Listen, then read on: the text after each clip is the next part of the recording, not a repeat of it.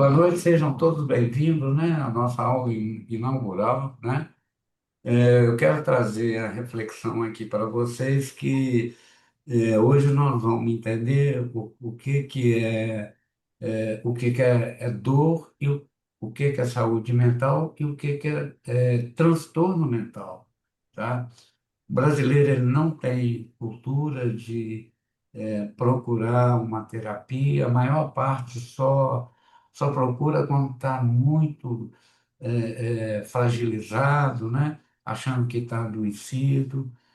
E assim, eu tive a oportunidade de viver quase 2 anos e meio na Europa e assim como a mentalidade deles assim é, é interessante nesse sentido de eu cuidar de mim para que eu possa ser uma pessoa melhor, tá? A gente vê aqui, só um minutinho, Reginaldo, te dou a palavra. A gente vê aqui que os filhos de gente rica, gente que tem mais desenvolvimento cognitivo, afetivo, eles põem os filhos deles cedo, cedo para ter esse acompanhamento. E eu acredito, né? Há muitos anos atrás eu lutei por isso, de colocar na grade escolar, né? Assim, conhecimentos de psicologia, de psicanálise, né? E antigamente tinha filosofia, foi tirado, né? Parece que hoje está voltando de novo. Então, aqui, nessa aula inaugural, eu quero mostrar isso para vocês, tá? Eu vou fazer um sorteio de 2 livros, tá? Autografados. Esse aqui é do Christian de Arantes, né? Freud para iniciantes. E esse aqui é o meu livro, né? Psicanálise e Filosofia, em todas as livrarias, físicas e digital, tá? Amazon, Mercado Livre, daquela estante virtual, tá? Vou autografar e mandar para vocês aí, tá ok? E vamos lá, né? Vamos dar início ao nosso seminário. Vamos escutar o Reginaldo. Oi, Reginaldo.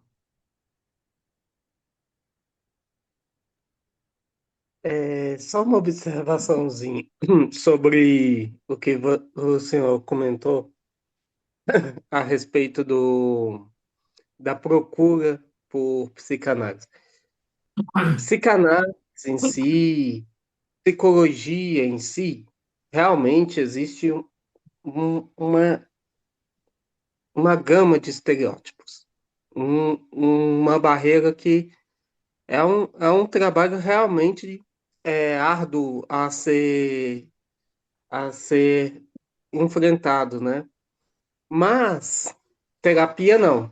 Terapia nem sempre recorre dos mesmos problemas. Hum, Por quê? Porque hoje em dia existe um setor nas terapias que é a pseudociência, e a pseudociência se vale de coisas muito baixas que assim atrai as pessoas. Eu posso falar isso porque eu já fui dessas pseudociências e hoje eu repudio muitas delas, como por exemplo constelação familiar, mas que realmente puxa muita gente, né? Gê, você sabe o que que acontece? É, Até por a gente morar num país muito dinâmico, o povo nosso é muito acolhedor, comunicativo,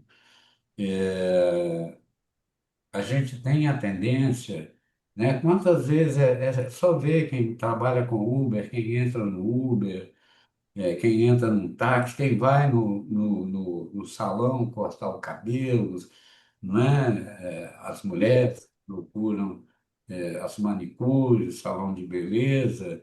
Essas pessoas, elas viram terapeutas, né? A pessoa entra no Uber, mal, mal conhece um motorista, e se você tiver abafado, ele, não é? Ele desabafa, ele solta ali, não é? É interessante que o europeu ele é muito frio, de natureza, e se você tomar um táxi lá, o cara não se comunica com você. É só, talvez um bom dia, uma boa tarde, qual que é o endereço, e pronto, acabou. Não há comunicação, não há espaço para diálogo. Esses são eles, tá? São eles, tá? E dito isso, a gente acha que a gente desabafar com um estranho é melhor do que eu vou perder tempo, eu vou lá dentro de um consultório, se bem que isso tem mudado demais, tá? É, desabafar para estranho. Então, muitas vezes, padre, pastor, de uma certa maneira, eles são terapeutas, né? Eu lembro que em 79, quando eu estava na faculdade, né, que eu cursava tanto psicanálise quanto psicologia na época, tinha um padre na minha sala, inclusive ele está morando até na Itália, chama José Benoni. Ele virou para mim um dia na sala e disse, a turma conversando, né? A gente era jovem, aquela arruaça. Ele falou assim, olha, você acha que quer saber de uma coisa? Psicólogo de pobre é padre. Eu ri demais. A pessoa entra lá e desabafa, e quer conversar, e quer colocar para fora. Mas isso tem mudado, né? No Brasil isso tem mudado. Todo mundo tem prestado atenção que antes tinha muito papoterapia, ainda existe. Agora, hoje, a gente vai aprender as normas e técnicas da psicanálise, né? Para que a gente possa começar, né? O nosso trabalho, né? A nossa profissão. É uma profissão muito tranquila. Por exemplo, olha, a minha psicanalista, ela até faleceu, Rosália Lage Martins Bicário, inclusive ela dava aula aí, no Rio de Janeiro, na letra freudiana também. Ela morreu aos 86 anos e ela criticava, tá? Era uma mulher assim, espetacular, uma baita profissional, né? Mas dito isso, não, eu vou começar com o sorteio aqui, tá? Depois eu começo a aula, né? Então, o nosso tema hoje vai ser Nem toda dor é doença mental. Então, aqui está o nome de todos vocês, tá? Não está dando para ler, vou colocar aqui dentro, tá? E eu não falei, eu desenvolvi um aplicativo chamado Mapa Psicodinâmico, tá? Eu vou também sortear um relatório completo da personalidade psicodinâmica da pessoa, tá? Vou sortear 3 pessoas e aquela pessoa que for sorteada, que sair com o mapa psicodinâmico, eu mando o link do aplicativo no, no zap dela, tá? No privado, tá ok? Muito bem. Então vamos lá, tá aqui dentro, né? Primeiro livro que eu vou sortear vai ser o meu livro, tá? Psicanálise e Filosofia, tá? Então, vamos ver aqui. Primeiro papelzinho. Marzoé, ela não está, tá? Ela é professora da aula à noite, ela é lá do Rio Grande do Sul, tá? Hoje ela não vai poder estar presente, tá? O livro é esse aqui, Freud para iniciantes. Vamos ver quem foi felizado. Mas quem não for sorteado hoje, precisa ficar triste, não, que na aula de sábado de setembro eu vou fazer novo sorteio de livros, tá? É, Jussara. Ô, Jussara, você não entrou e conseguiu entrar e ser sorteada, hein, moço? Boa noite, Jussara. Parabéns, tá vendo? Né? E Obrigada. o relatório do mapa psicodinâmico, olha para quem saiu. É um homem. Qual dos dois será? É? Matusalém, tá? Eu vou te mandar o link aí, tá, Matusalém? Tá vendo? Tá dando para ler? Eu tô no celular, tá pequena a câmera, do céu. Tá. Então tá. Aí eu vou mandar para você no seu privado, tá? É um questionário, você entra nele, tá assim, mapa psicodinâmico, inicie sua jornada, você clica lá, vai cair numa caixinha e você vai ver lá, pessoa física, jurídica e credenciada do NEP. Aí você clica no credenciado do NEP, coloca seu nome, seu e-mail e seu telefone zap, tá? Que assim que eu tiver Uhum. o resultado eu passo para vocês, tá? E no Aham. e na aula do sábado o restante eu vou sortear mais dois livros, combinado? E talvez eu coloque mais um mapa psicodinâmico, tá?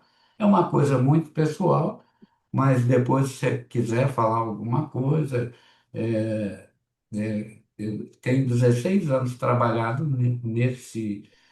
com o desenvolvimento disso. Antes era manual que eu fazia, e agora, com os adventos aí dos aplicativos, né?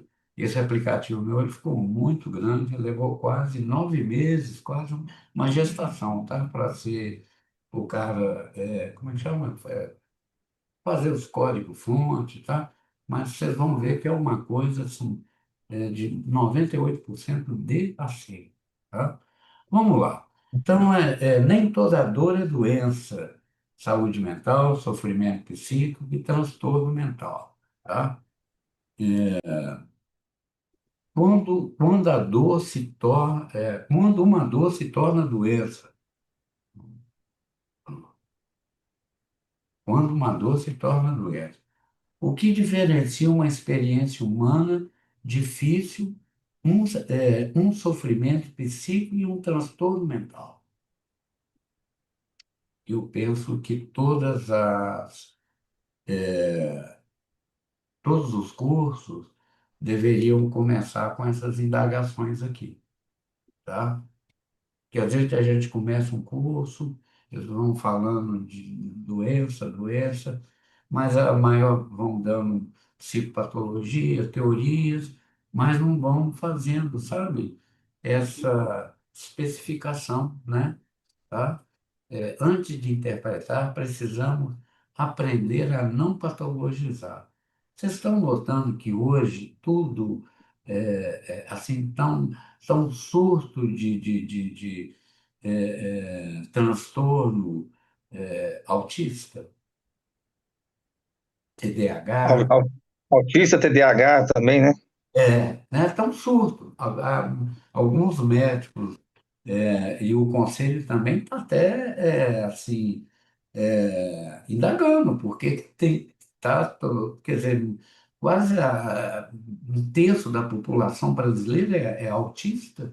Está muito estranho. Teve um, teve um estudioso do autismo que esteve no Roda Viva, não vou lembrar do nome dele agora, mas ele fez um comentário que eu acho pertinente para isso aqui.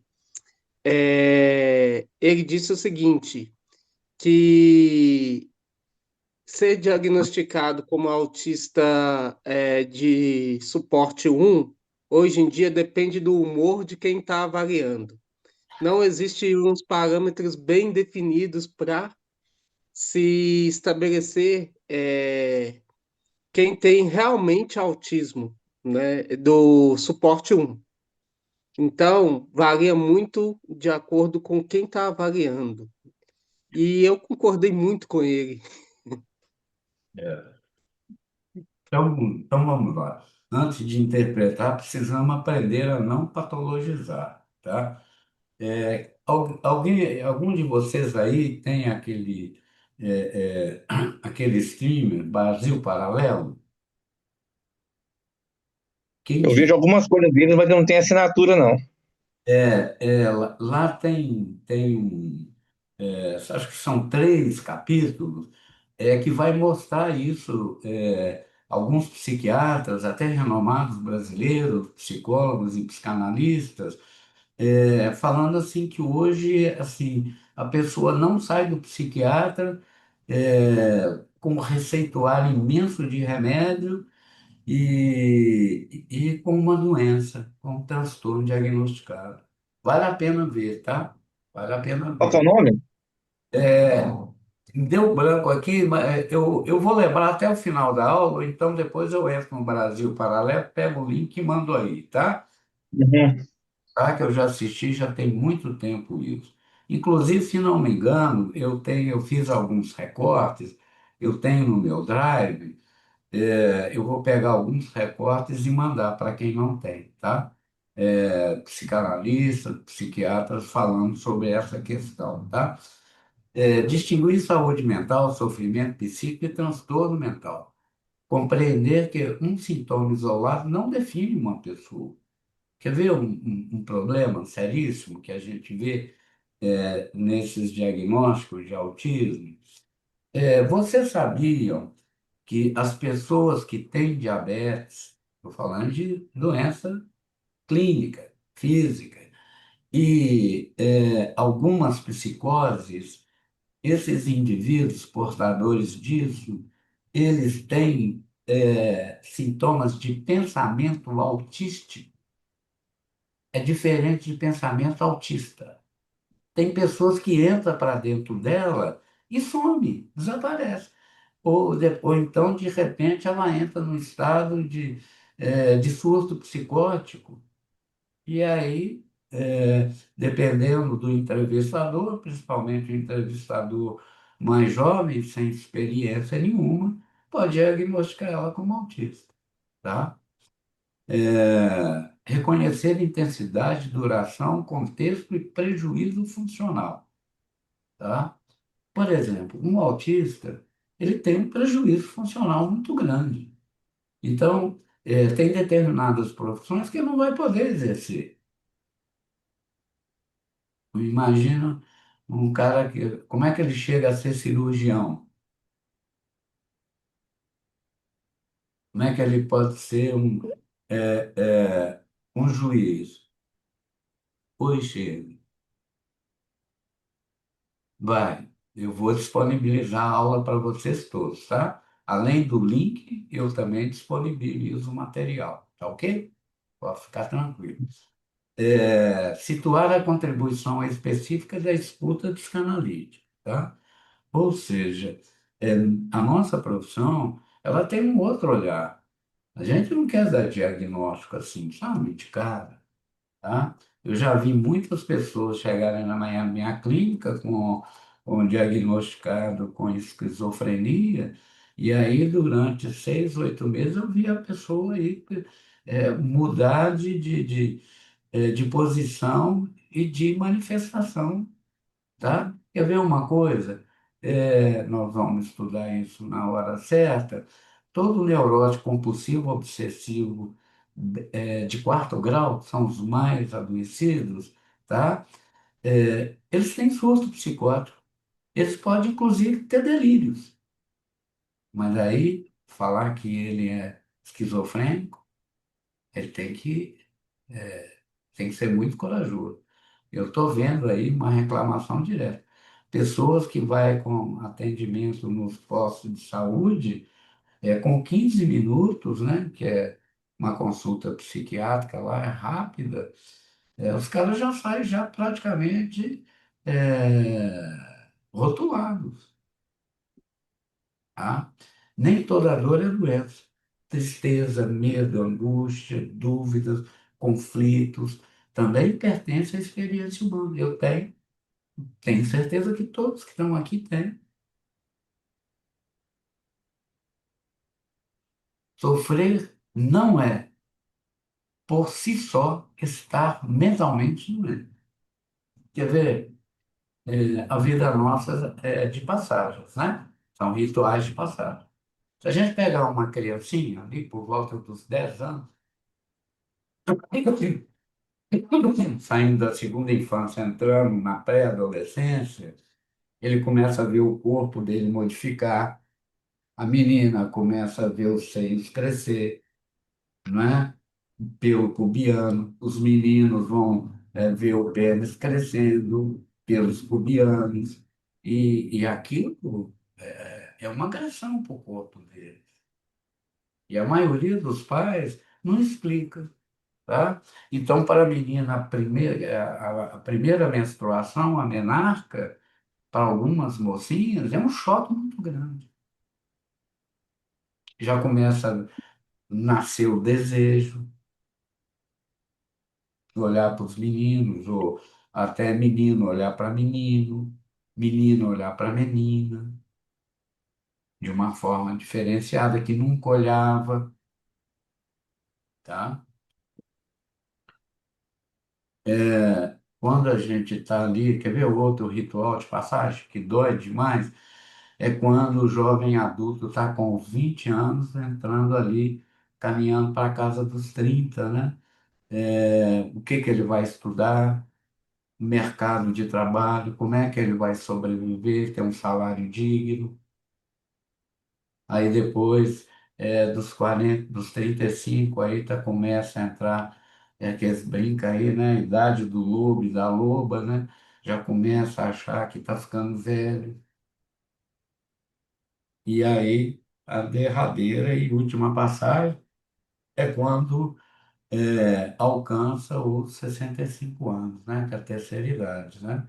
Ou seja, na terceira idade a gente pode entrar em dois lugares, que é a senilidade, que é envelhecer mentalmente adoecido, ou a senescência, que é envelhecer com dignidade e ter uma cabeça muito boa, não é? Assusta quando você um dia acorda, se olha no espelho e vê que assim, nossa, eu envelheci. Aí começa a vir aquele fogachos, né? No homem, a andropausa, nas mulheres, a menopausa, aquele calor, aquela falta de libido que já não tem tanto mais. Muita gente confunde, principalmente as mulheres, isso é mais em mulher, confunde que a, a- acabei de falar aqui agora, deu um branco.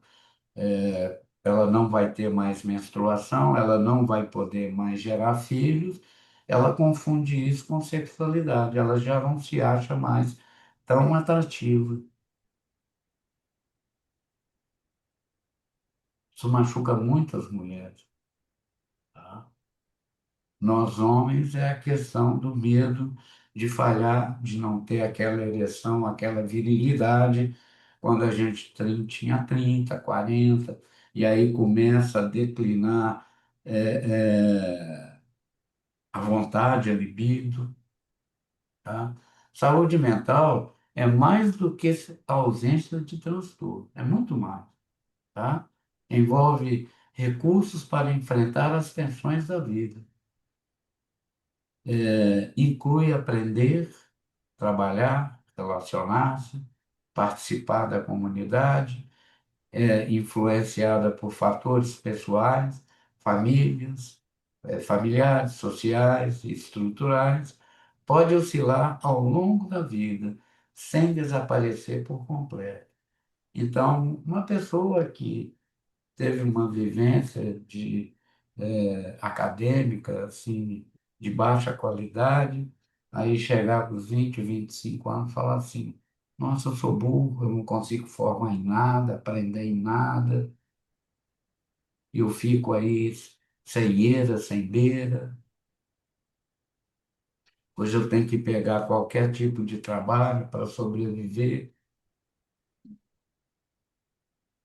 Nenhuma mulher se interessa por mim porque eu não tenho uma condição financeira ou uma profissão que possa despertar um pouco mais de interesse, tá? Pode oscilar ao longo da vida sem desaparecer por completo. Agora eu estou ficando velho, minha aposentadoria é muito pouca, não posso dar uma vida melhor para os meus netos, e aí vai, tá? Código da consciência, né? Linguagem, pensamento e transformação do comportamento, tá? Mude a linguagem e o pensamento muda. Mude o pensamento e o comportamento melhora, né? Pode melhorar. Então, quer ver, eu vou te dar um exemplo aqui, dentro que eu trabalho, dentro da minha clínica, tá? É, muitas pessoas chegam assim, ah, Sérgio, eu não tive oportunidade, hoje a minha mulher briga muito comigo, me chama de banana, de fracassado, coisas nesse sentido, né? E ele só fala negativamente dela. Uma das primeiras intervenções que eu faço com essa pessoa é o seguinte: Fulano, por que que você positiva sempre o negativo? Vocês já notaram que tem pessoa que só positiva fala as negativas? E ela afasta as outras da convivência delas? Então, quando eu vou trabalhando com a pessoa, porque qual que é o instrumento de trabalho da profissão nossa? A linguagem, a escuta. Nós não temos mais nada. Nós não temos linha de agulha, linha de sutura, estetoscópio, gesso. Não. Apenas escutar, entender o que aquela pessoa está falando e nós vamos trabalhar com ela. Então, a maior parte das pessoas que chegam, que estão passando por problemas neuróticos, elas usam muito o verbo no transitivo indireto, sempre com respostas curtas. Eu sou burro, eu não consigo estudar. Mas por quê? Não sei. Ela não consegue trabalhar, é, ampliar o pensamento dela. Minha vida foi só de sofrimento. E alguns também usam o verbo muito no gerúndio. Ah, o dia que eu for ganhar na Mega Sena, o dia que eu tiver uma mulher assim, o dia que eu tiver um homem assim, assado na minha vida, né? Eu ando, eu ando, eu indo, quando. Então, vamos começar a trabalhar o tempo inteiro aqui nas nossas aulas, nossos seminários com a linguagem, tá? Então, olha, linguagem como meio, como no meio que eu vivo. Exemplo, minha vida é uma desgraça, uma bosta, nada dá certo, ó, pessoa só positiva ou negativa. Forma um pensamento denso, um pensamento altamente negativo, que influencia na vida dele, e ele começa não dá certo quase nada que ele vai fazer, né? Pensamento, como interpreto a realidade. Aí na Bíblia, né, interessante, Salomão foi muito inteligente, né? O sol nasce para os justos e para os injustos.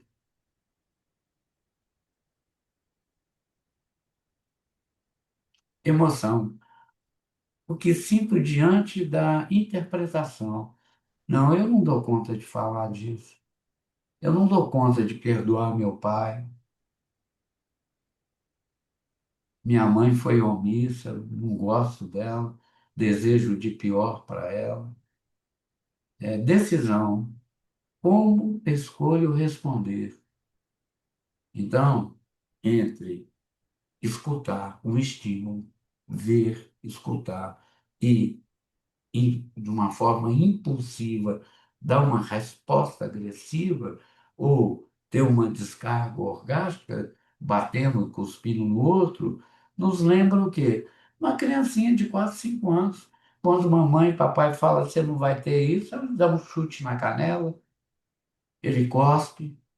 Então a gente vê adultos desse jeito. Comportamento. O que o que é efetivo, o que efetivamente eu faço. Sérgio, mas como é que eu mudo isso? Começa a prestar atenção na sua linguagem.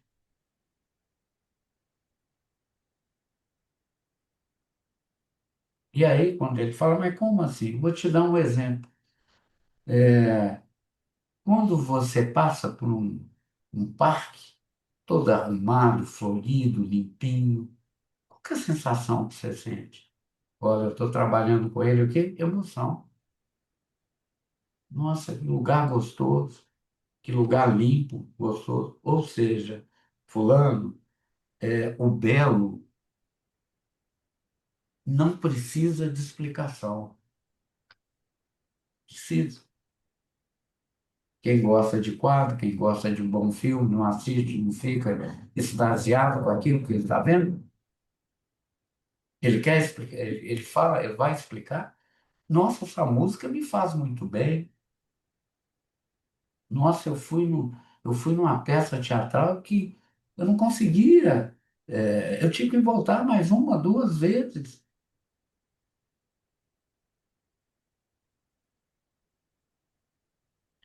Já a destruição, a coisa ruim, é a que mais mexe com o humano e ele tenta explicar. Por que que meu irmão é tão revoltado com a vida? Papai e mamãe cuidou da gente da mesma forma.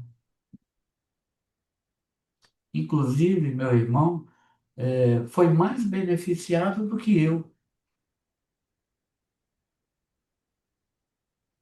Vocês já notaram como é que nós humanos, nós temos uma tendência muito grande a, quando a gente vê um desastre, uma pessoa morta, a maior parte para ver. Já viram as chamadas de jornal e de televisivo escrito? Traficante e tal morreu com 30 tiros. Você corre lá para ver. Porque nós não damos conta de deparar com a destruição de um corpo humano.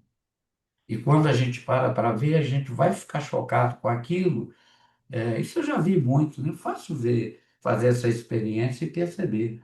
Quando a gente está na estrada, e aí a fila começa a andar devagarzinho, que a gente passa a ver aquele carro lá todo arrebentado, com os cadáveres dentro dele. Todo mundo para olhar, uns encosta, desce. Poxa, você está vendo ali um corpo todo esfacelado, carbonizado. Aí depois que ele sai, que ele libera a estrada, ele vai bem devagarzinho. Já viram o que que vende? Já viram os canais que mais têm visualização e clique no YouTube? Bolsonaro vai ser preso, Lula não sei o quê, Trump mandou prender Maduro, né? A Ucrânia está acabando com a Rússia, mandou um ataque de não sei quantos mil drones. Mas vai falar de uma coisa séria como a nossa aqui. Não tem aquela visualização. Tá? É, resultados, a consequência reforça ou questiona a linguagem utilizada. Oi, Reginaldo.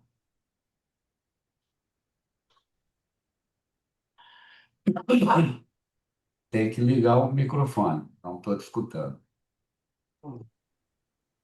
É só uma pergunta mesmo, baseada no que o senhor falou aí. Seguinte, o senhor não acha que todo esse contexto da linguagem negativa não é propositalmente, a sociedade propositalmente não está treinando as pessoas para terem exatamente esse tipo de mentalidade?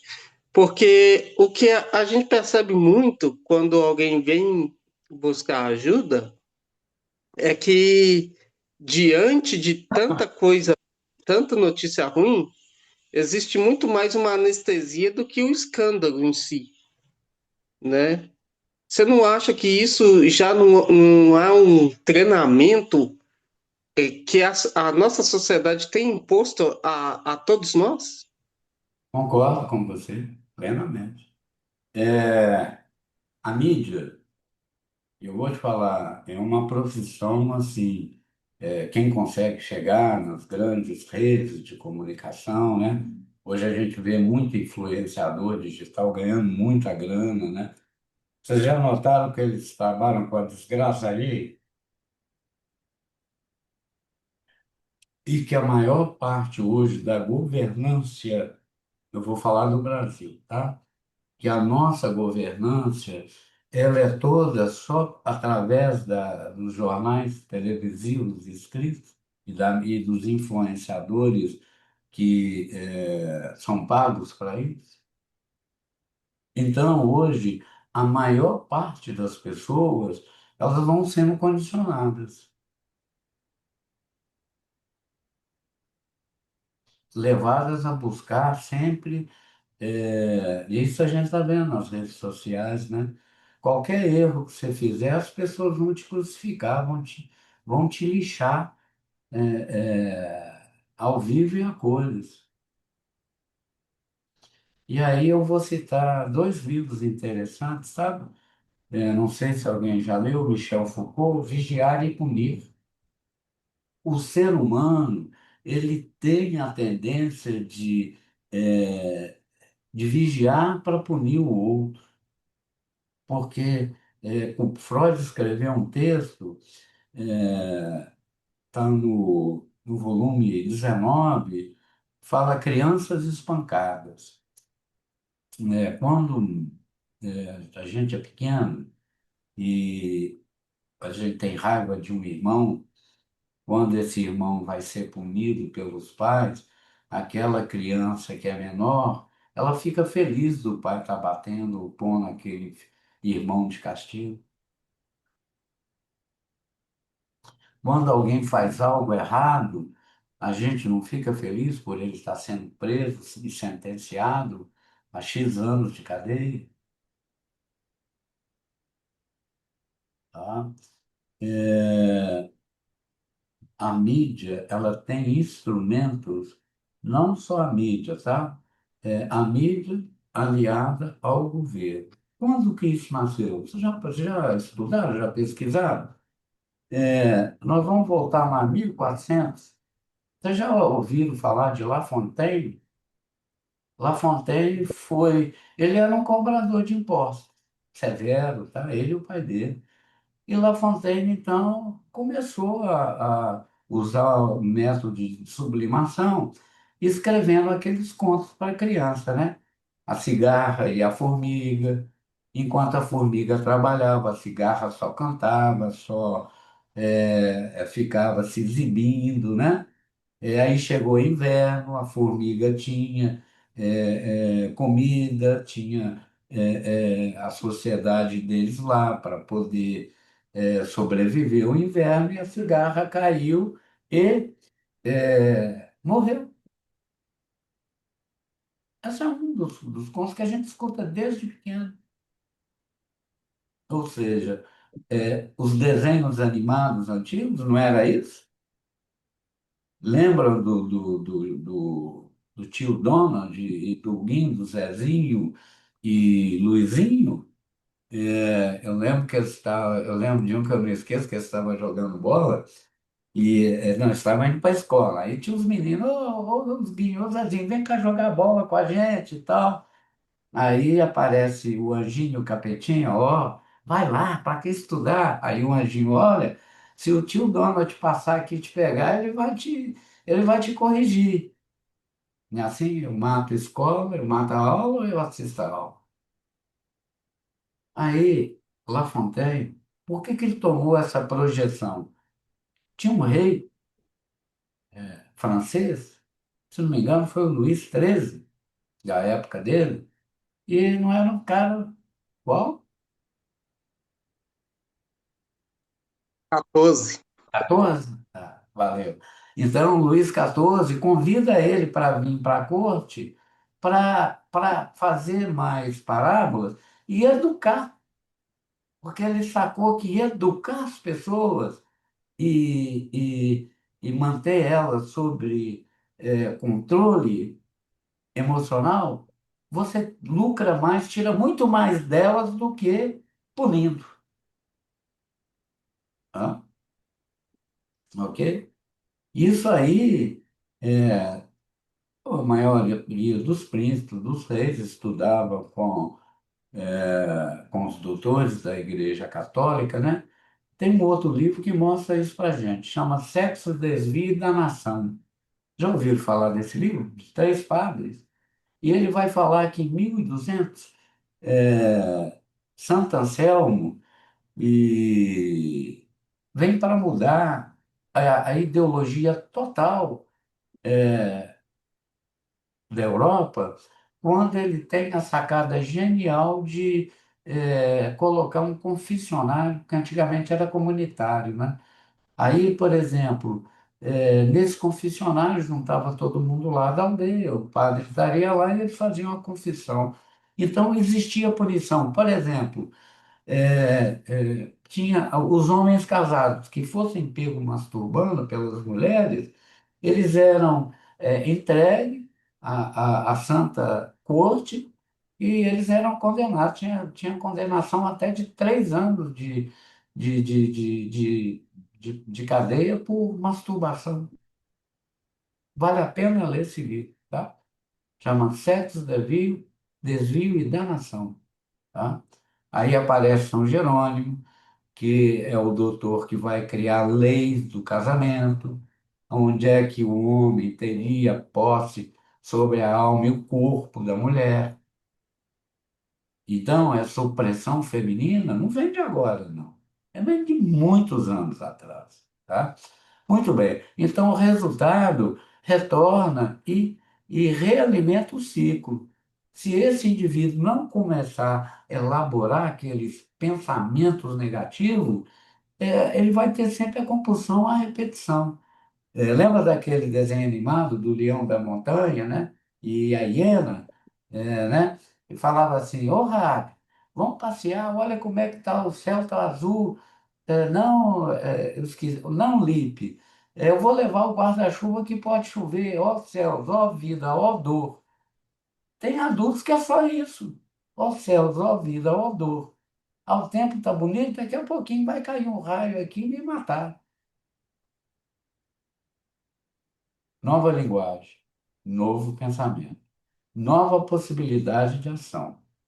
A transformação começa quando o sujeito encontra outras palavras para pensar sua experiência.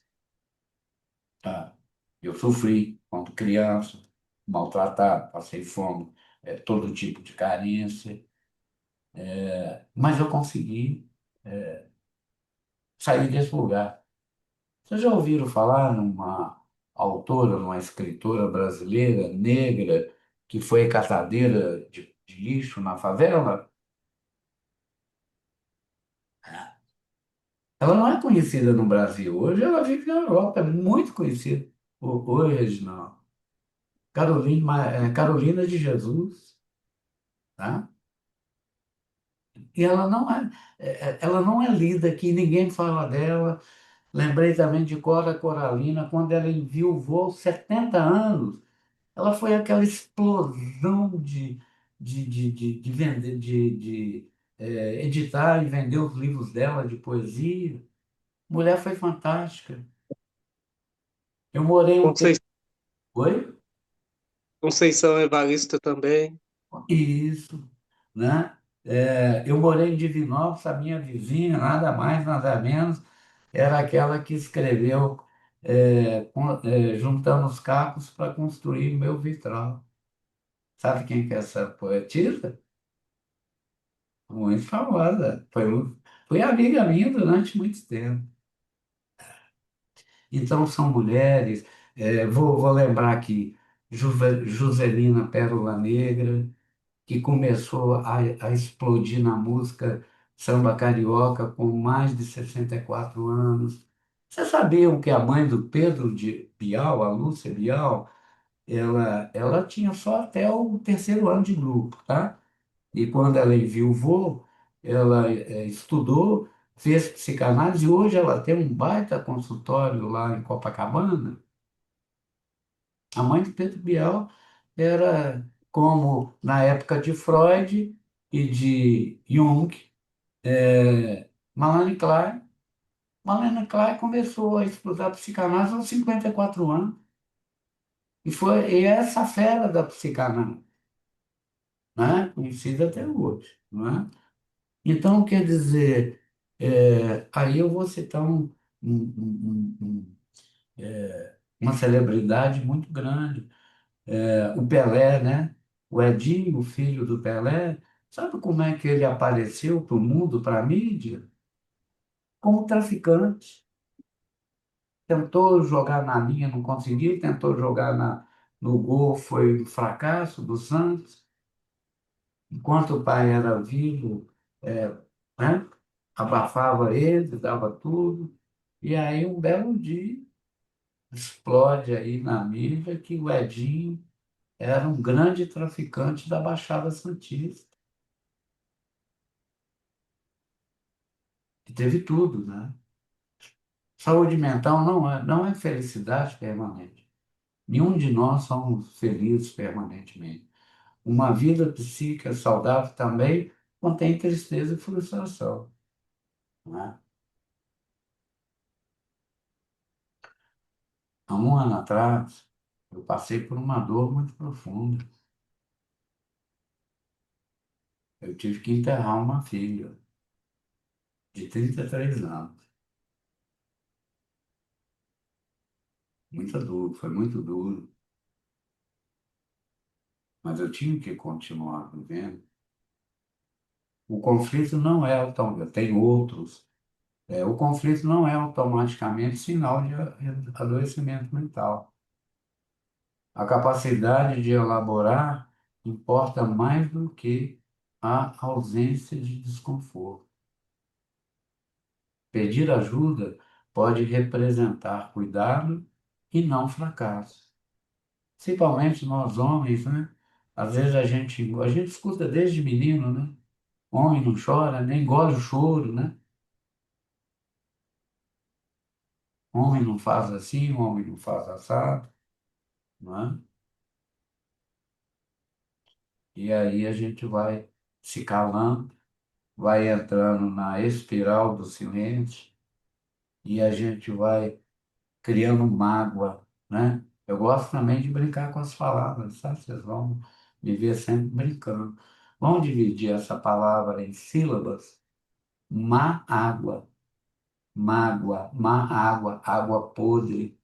E toda água podre estagnada, ela infecciona.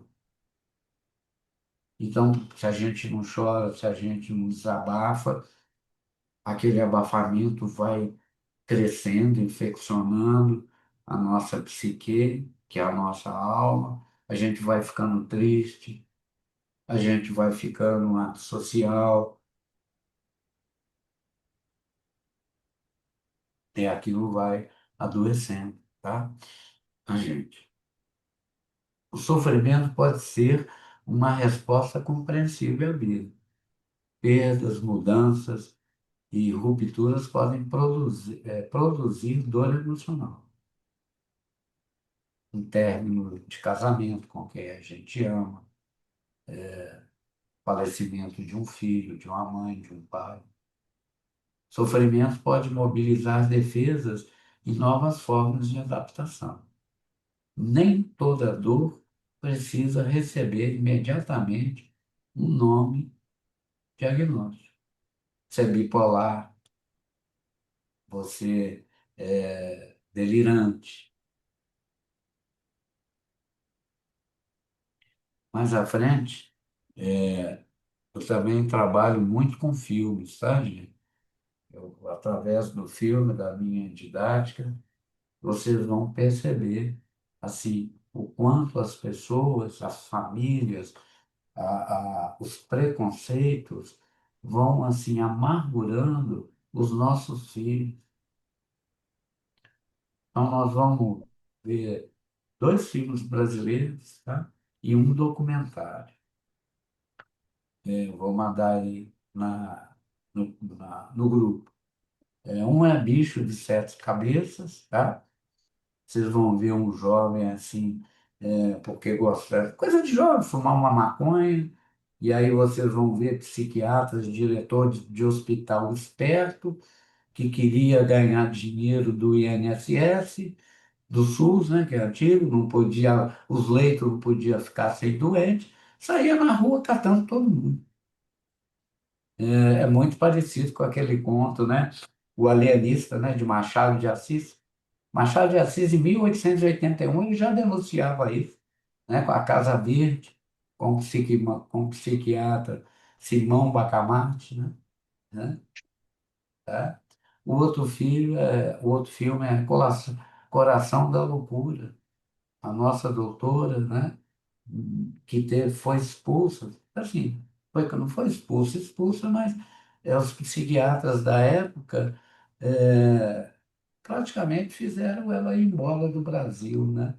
Que ela estudou com Freud, estudou com Jung, trouxe lá para o Juqueri, trouxe nova mentalidade de tratamento e por ser mulher e com as ideias inovadoras, ela era uma persona não grata, tá? Entre os psiquiatras da época. E o documentário é Estamira. Já ouviram falar desse documentário? Estamira é uma mulher que viveu no Rio de Janeiro. Ela vivia, durante 6 dias da semana, ela vivia, e morava dentro do lixão, tá? Ela catava as coisas lá para vender e cuidar da família. Mas ela tinha a casinha própria dela, ela cuidou dos filhos. Aí um dia os filhos acharam que ela não estava legal, levaram ela para o SUS.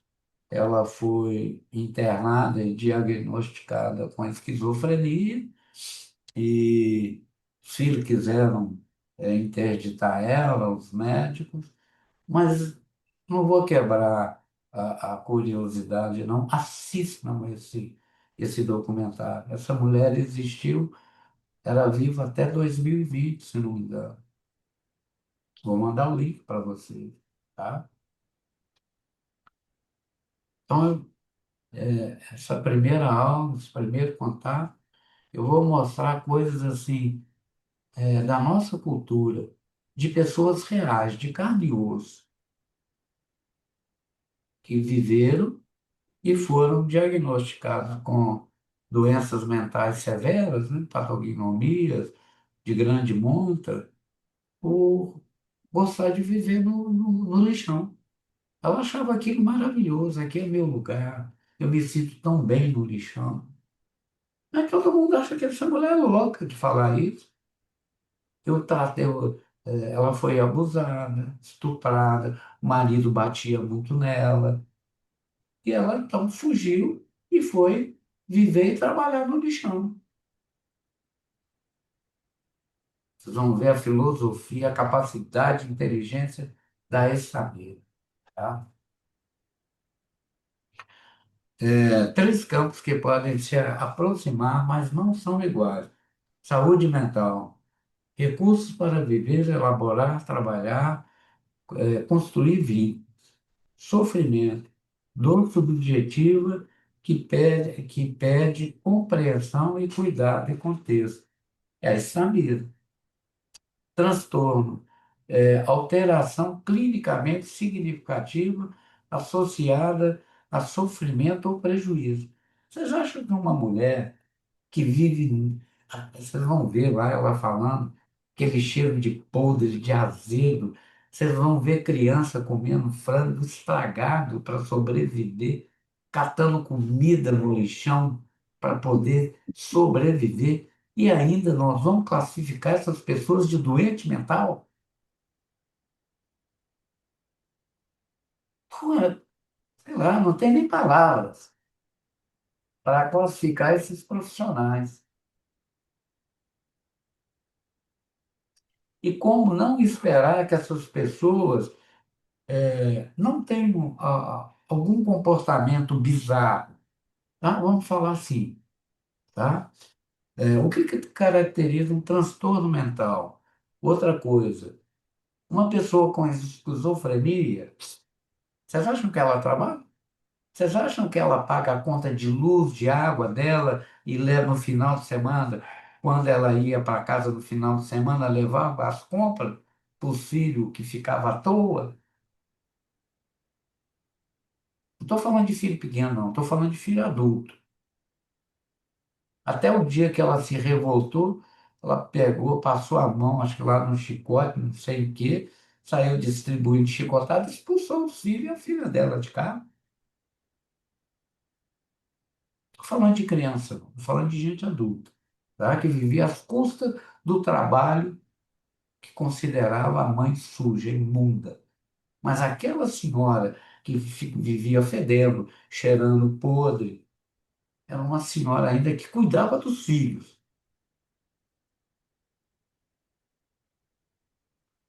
Alteração clinicamente significativa na cognição, emoção e comportamento. Vocês vão ver ela filosofar. Que inteligência que essa mulher tinha, de visão. De hora que ela dava umas deliradas mesmo, né, gente? Você conviver num lugar daquele, o que vai ser totalmente normal num lugar daquele, né? Encontra cadáver, desova, quem eles matam, joga lá no lixão para apodrecer, tá? Sofrimento relevante ou prejuízo em áreas importantes da vida. Persistência e intensidade consideradas em conjunto, ou seja, ciclotimia, né? Uma hora está bem, outra hora está surtando, uma hora está bem, uma hora está surtando. Avaliação profissional que respeite a história, cultura e contexto.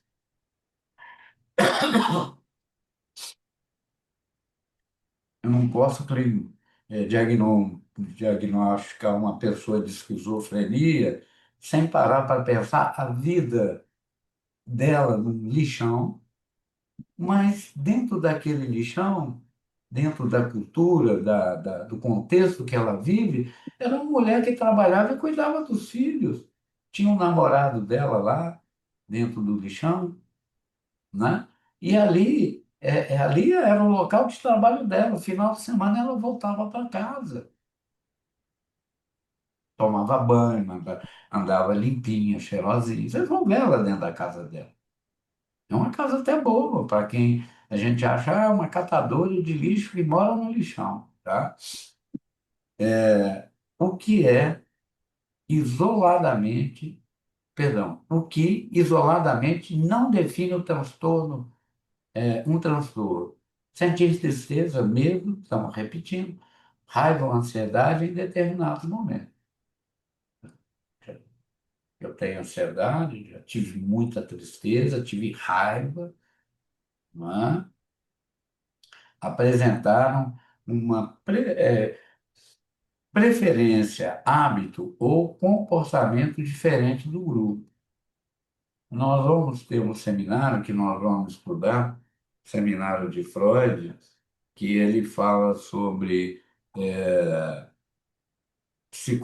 psicologia das massas e análise do ego. Então, quando a gente vê essas brigas de torcida, né? Uma torcida cercando a outra, espancando, né? Aquele indivíduo, ele é valente no meio da turma dele. Mas será que sozinho, isoladamente, ele teria coragem de enfrentar um grupo de torcedores de clube contrário?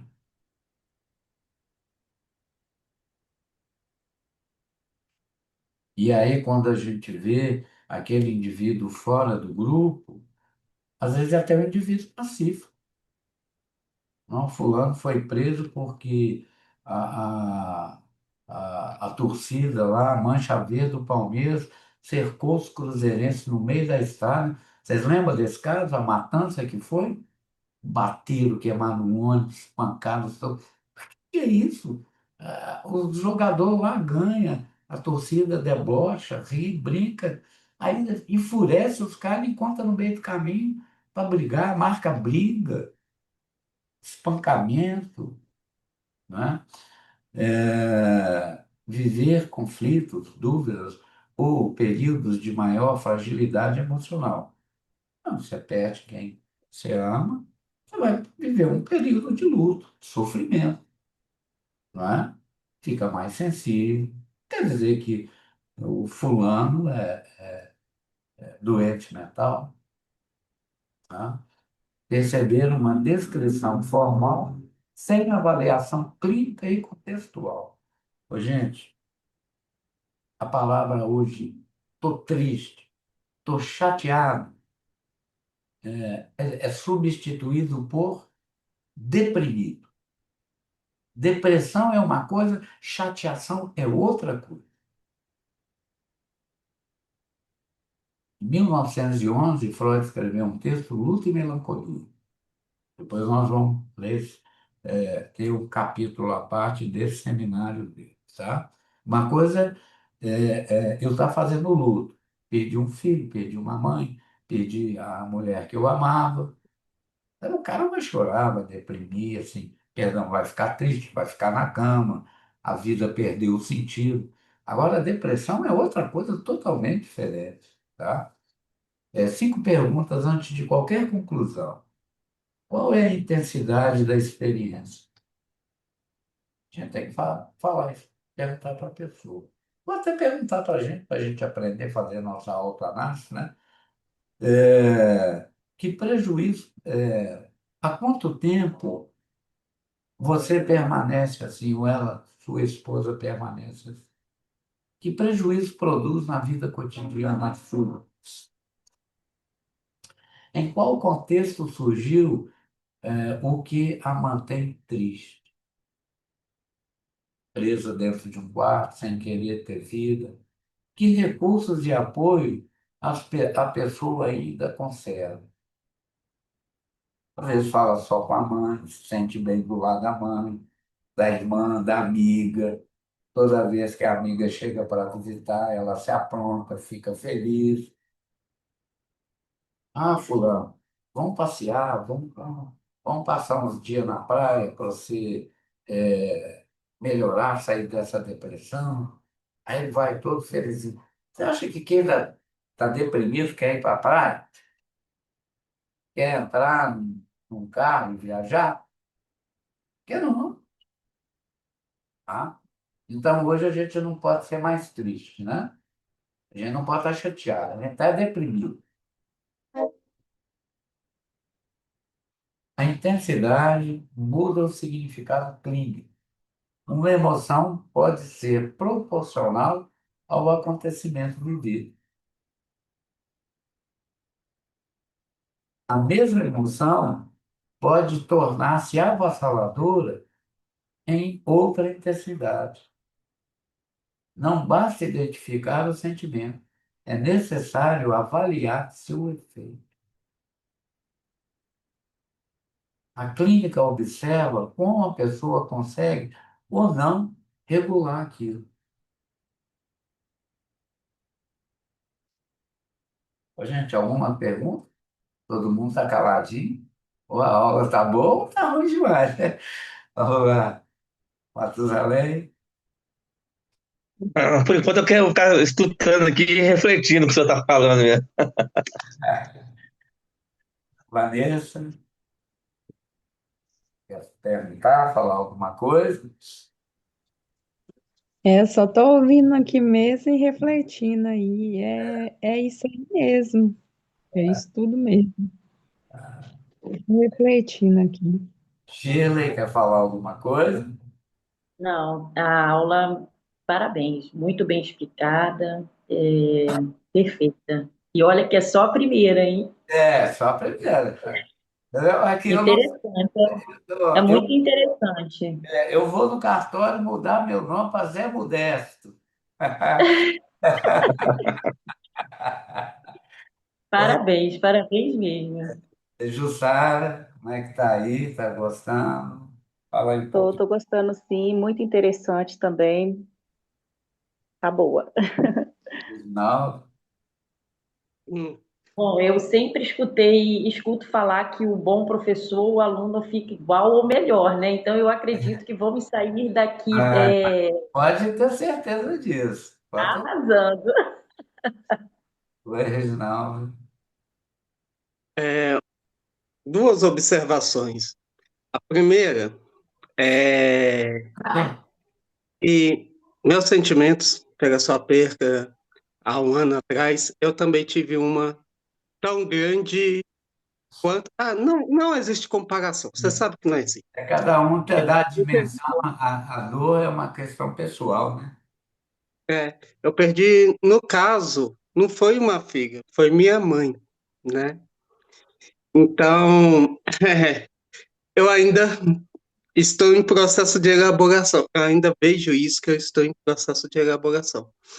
E quanto à pergunta, existe uma pergunta assim: é, quando é que o luto mal elaborado, né, se torna um remorso recalcado? Tá. Vamos lá. Uma pergunta muito boa, muito inteligente, né? Você já ouviu falar sobre a primeira perda anaclítica? Primeira perda do amor objetal? Não me engano, é relacionado aos pais, né? Sim, é a mãe, né? Principalmente a Assim, mãe, tá? Que a primeira chegada ao mundo, a primeira ideia de amor, de cuidado é da nossa mãe, tá? Então, quando e a primeira pulsão a despertar em nós humanos não é a libido, não é a sexual, é a pulsão de ternura, tá? Então, quando a gente é bem-vindo, amado, é bendito, e aí, se for muito bendito ou muito maldito, né? Esse menino só chora, esse menino só me dá trabalho, não. Se é a luz da minha vida, sem ele eu não consigo viver, vai criar uma relação de vínculo muito forte, tá? Isso foi muito estudado por Winnicott e Eric Erickson, tá?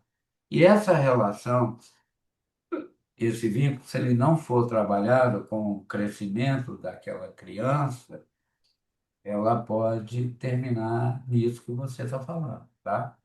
Mas é um assunto mais profundo e que eu vou discutir isso mais à frente, tá? No complexo de Édipo, tá ok? Duração ajuda a distinguir a passagem e permanência. Algumas reações são transitórias e acompanham acontecimentos específicos.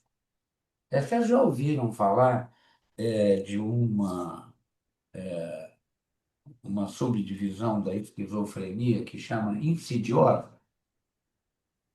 Qualquer um de nós pode passar um período esquizofrênico.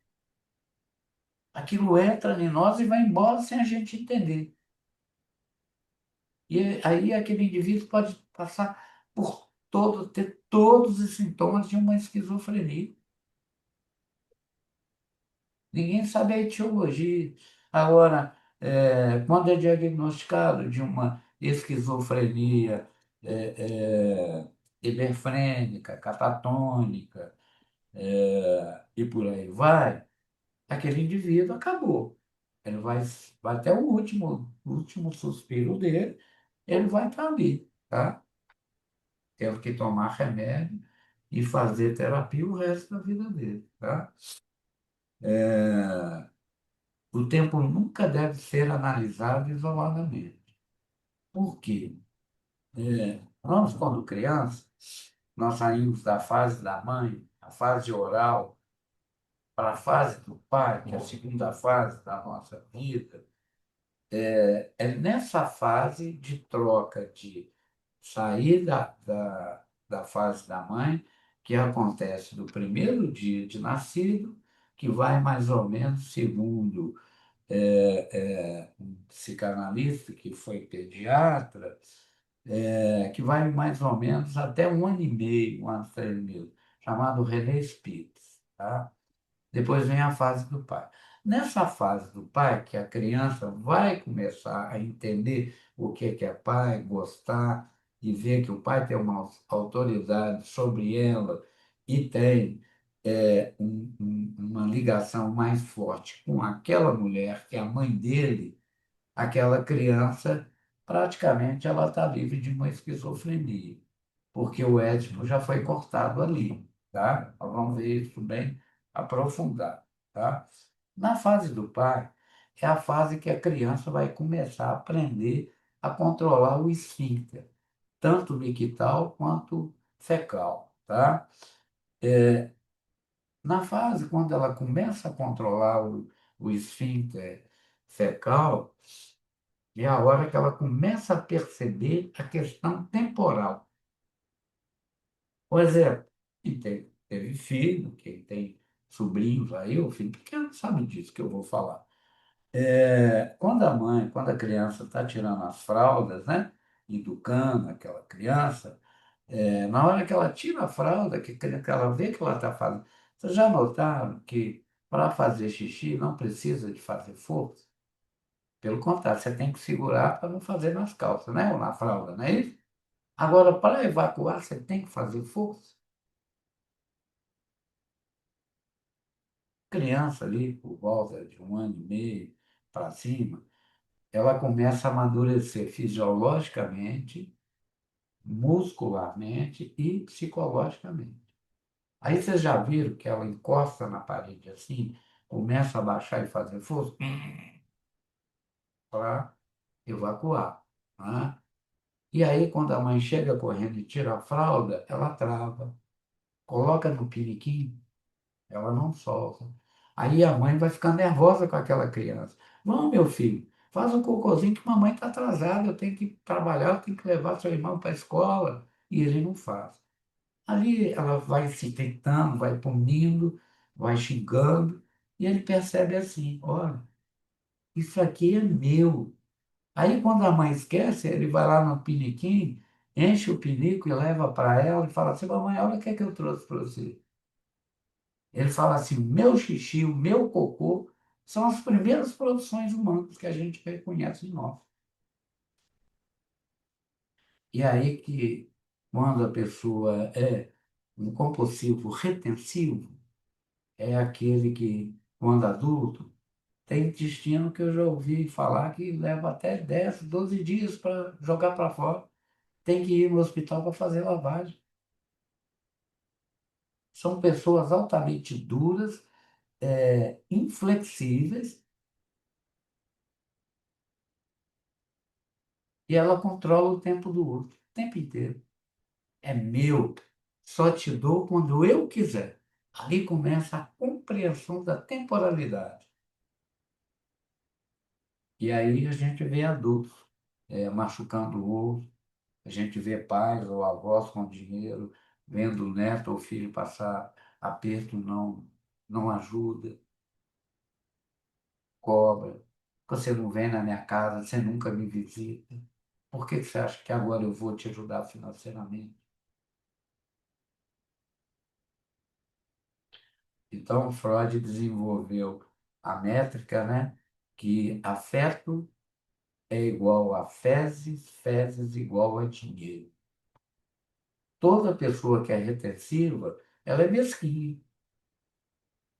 É o que a gente chama aqui em Minas de munheca de vaca, pão duro, e por aí vai. Vamos ver como é que nós vamos aprofundar nesse estudo. Esse estudo é bonito demais, tá? Duração, intensidade, funcionamento precisam ser considerados juntos, tá? Funcionamento mostra os efeitos concretos. Como estão os vínculos familiares e sociais? Já viu? É, eu gosto de brincar muito que almoço de domingo, você vai ver frango assado voando, né? A mãe chorando, os irmãos brigando. Você sempre protegeu esse vagabundo, esse filho seu. Aí pega os meninos, vamos embora, vamos sair dessa casa aqui. Aí a mãe, ô meu filho, faz isso com a mamãe, não, fica aí. Ser seu irmão, vocês têm que ser de bem. Tá vendo? Por que disso? Qual a intensidade dessa rota de colisão entre irmãos? Por que que uns são agressivos, outros se acham os bonzão, os ponderados, que têm direito de escrachar o outro irmão que às vezes tem menos recurso financeiro, humilha, aos cuidados e a capacidade de decisão foram afetados. Uma pessoa dessa, ela foi afetada nos seus afetos. A capacidade de decisão dela é muito obtusa, muito fechada. Há recursos para pedir ajuda e aceitar apoio. Tem muitos, quando são ajudados, eles tomam raiva, se sentem humilhados. Então, nós estamos falando do quê? Aqui. Olha o que a psicanálise trabalha com linguagem, com comportamento. Nós trabalhamos com 7 pecados capitais: raiva, rancor, gula, obeso, anorexia, falta de querer comer, inveja, ciúme. Mas também nós humanos temos 7 pontos cardeais: afabilidade, bondade, altruísmo, por aí vai. E não é Bíblia? Vocês lerem lá no livro de Eclesiastes, vocês vão ver isso perfeitamente. Ah, mas por que você está misturando religião? Não, não estou não. Quando nós fomos estudar sobre Freud, Freud foi um gênio, né? Ele aprendeu a ler sozinho. Sabe qual foi o primeiro livro que ele aprendeu, que ele pegou e começou a ler? A Bíblia.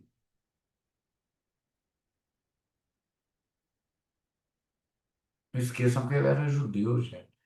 A criação de uma criança judia é muito severa dentro das leis religiosas dele, tá?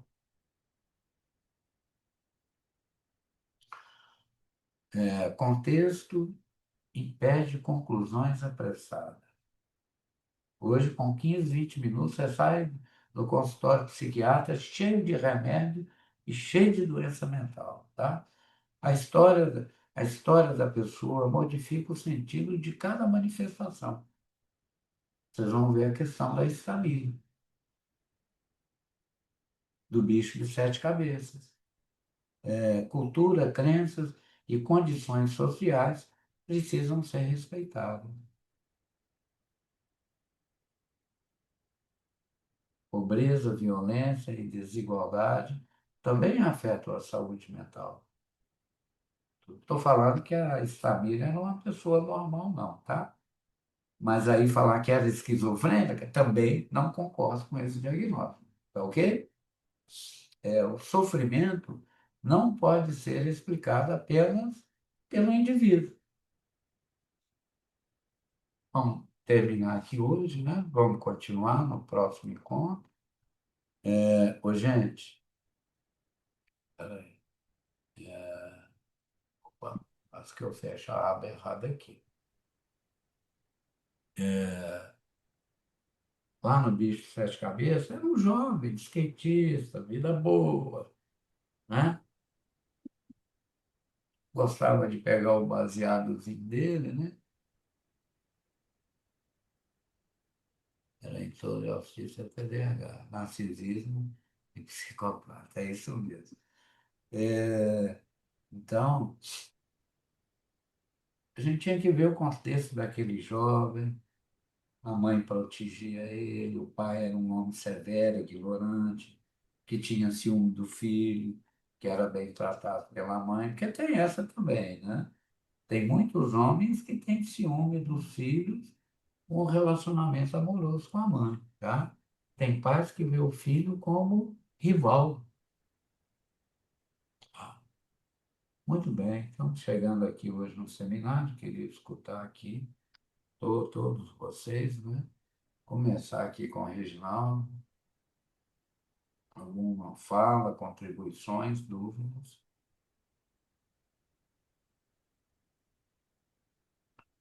Reginaldo, No momento é só agradecer mesmo. Foi uma aula excelente. dúvidas, não? Tranquilo? Show. Não, as que eu Vanessa, tive eu já passei. Tem, mas isso aí, deixa para depois. Vanessa, Ô Sérgio, eu gostei muito da aula, a aula foi excelente, gostei muito.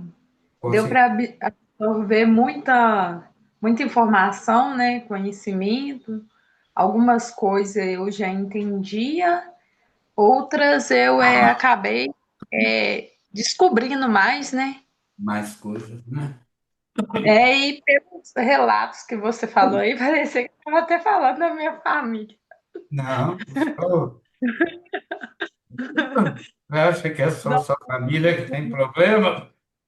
Agora, o que eu achei mais interessante é a questão do o final aí que você falou, né? Que tem pais que levam até os filhos como rivais, né? No relacionamento, né? Né? Difícil. É o que traz muito prejuízo ali no relacionamento do casal, né? Os filhos, questão dos ciúmes. Às vezes até a mãe também pode desenvolver uns ciúmes, né? Filho da filha, é bem lembrado, né? A princesinha do papai, mamãe fica com ciúme, né? Sim, sim, e isso é prejudicial. Eu gostei muito da aula, deu para absorver bastante, foi excelente. Que bom. Muito obrigada, gostei bastante. Matusalém, É aquele negócio, né, doutor Kelly? O conhecimento é vasto, né?